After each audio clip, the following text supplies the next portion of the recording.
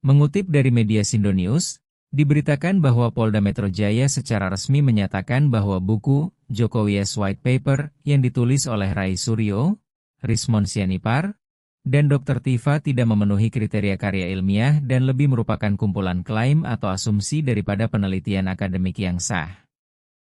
Kombes Budi Hermanto dari Polda Metro menegaskan bahwa isi buku itu lebih berupa klaim dan tidak punya landasan metodologis ilmiah seperti yang dibutuhkan untuk sebuah karya akademik.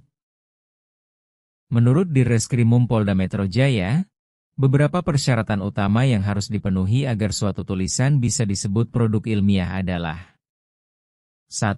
Orisinalitas data, yaitu data yang digunakan harus valid dan bukan sekadar klaim tanpa verifikasi independen. 2. Metodologi yang jelas, yaitu harus ada metode penelitian yang diakui secara akademik, misalnya studi kasus, statistik, eksperimen untuk menguji hipotesis. 3. Etika penelitian, yaitu termasuk bebas dari manipulasi dan menghormati subjek penelitian.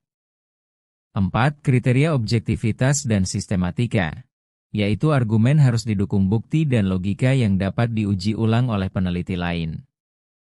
Jadi lebih jelasnya pernyataan ini menunjukkan bahwa jika sebuah karya tidak memenuhi hal-hal ini, maka produk penelitian itu tidak layak dikategorikan sebagai karya ilmiah dalam arti akademik. Pada saat buku itu diluncurkan, para penulisnya yaitu Rai Suryo, Tifa dan Rismon berusaha meyakinkan publik bahwa itu adalah sebuah karya ilmiah, yang mana isi buku itu berusaha menggabungkan sejumlah jenis kajian, yaitu analisis digital forensik terhadap ijazah menggunakan teknik seperti error level analysis, ELA. Kajian neuropolitika behavioral neuroscience terhadap pola perilaku politik Presiden Jokowi. Referensi hukum dan etika, termasuk diskusi tentang HAM dan Undang-Undang Keterbukaan Informasi Publik. Para penulis menyebutnya popular science, artinya mencoba memadukan fakta dan interpretasi dalam format yang bisa dibaca publik, bukan studi akademik ketat. Dan para penulis berharap dengan terbitnya buku ini mereka bisa meyakinkan publik bahwa ijazah Presiden ke-7 yaitu Joko Widodo adalah palsu. Berikut kita simak video pendek dari para peneliti saat mereka meluncurkan buku putih Joko Widodo. Kami memang melakukan semuanya itu pure science, ilmu pengetahuan. Nanti di dalam buku ini, itu ada yang nanti akan terangkan sedikit ya oleh kita. Ada penjelasan tentang telematika, telekomunikasi media informasi. Lalu bagaimana tanggapan publik dan konteks politiknya? Tentunya respon publik juga beragam. Misalnya, kelompok kritikus mengatakan buku itu berisi klaim spekulatif, bahkan kebencian karena tidak ada data pembanding yang kuat atau metodologi jelas. Pendukung penulis mengklaim ada bagian-bagian analisis yang menggabungkan teknik tertentu seperti digital forensik, neuroscience, dan lain-lain, tetapi banyak pihak mempertanyakan kualitas dan relevansinya. Pihak penegak hukum justru telah menetapkan beberapa orang sebagai tersangka terkait kasus ini, menandakan isu ini bukan hanya soal akademik tetapi sudah masuk ranah pidana karena tuduhan terhadap dokumen negara, khususnya ijazah. Lalu mengapa hal ini penting dibahas secara lebih luas?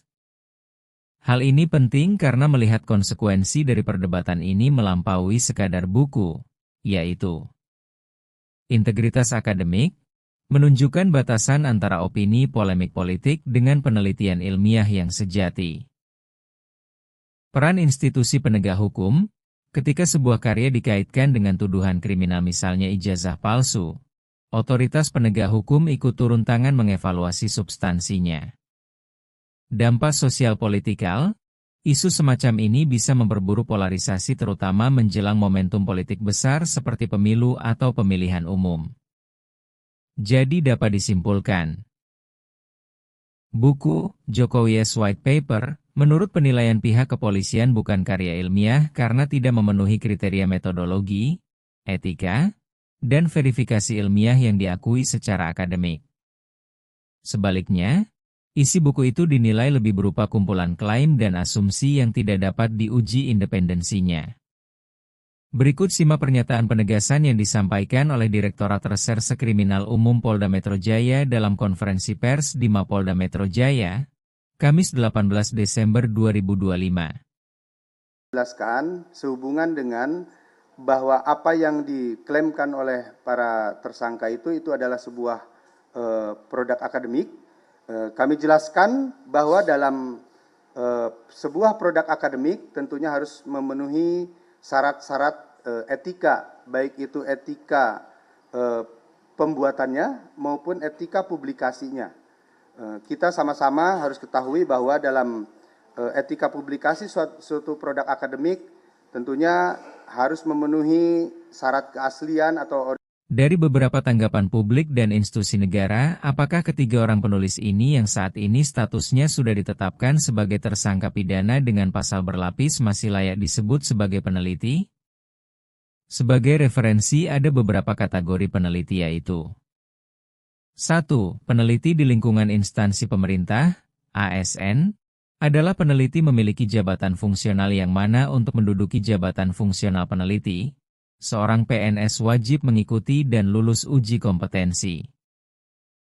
Sertifikat atau bukti kelulusan uji kompetensi ini menjadi syarat mutlak untuk pengangkatan maupun kenaikan jenjang jabatan, mulai dari peneliti ahli pertama hingga peneliti ahli utama. 2. Peneliti di perguruan tinggi yaitu para dosen yang melakukan riset umumnya dipersyaratkan memiliki kualifikasi akademik minimal magister, S2. Meskipun ijazah adalah bukti utama, memiliki sertifikasi kompetensi peneliti dari lembaga resmi, seperti BNSP atau Lembaga Sertifikasi Profesi Riset.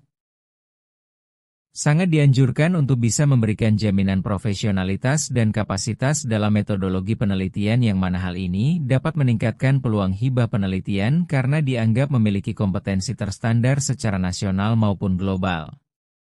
3. Peneliti profesional dan umum adalah bagi individu yang bekerja di sektor swasta atau independen. Sertifikat memang tidak selalu wajib secara legal, namun menjadi sangat penting untuk beberapa hal penting yaitu daya saing yang dapat menjadi nilai tambah saat melamar pekerjaan di industri riset atau lembaga internasional. Legalitas kerja khusus, yaitu yang mana pada bidang tertentu, seperti riset nuklir atau kesehatan, peneliti mungkin memerlukan sertifikat keahlian khusus dari otoritas terkait, misalnya Bapeten untuk bidang nuklir, sebagai syarat izin bekerja. Jadi untuk peneliti individu itu apakah sertifikat dianggap penting? Tentunya menjadi sangat penting karena bisa menjamin beberapa hal yaitu standarisasi, menandakan bahwa peneliti telah menguasai standar kompetensi kerja nasional Indonesia, SKNI. Kredibilitas, bukti bahwa peneliti mampu merencanakan dan melaksanakan penelitian yang kredibel secara ilmiah. Pengembangan karir. Banyak instansi kini mensyaratkan sertifikasi kompetensi sebagai syarat promosi atau keterlibatan dalam proyek strategis. Jadi untuk menjadi peneliti profesional di Indonesia, mereka dapat mencari informasi lebih lanjut mengenai uji kompetensi melalui portal Sistem Informasi Jabatan Fungsional Riset dan Inovasi, CJAFRI, milik BRIN atau melalui LSP, Lembaga Sertifikasi Profesi, yang terakreditasi BNSP.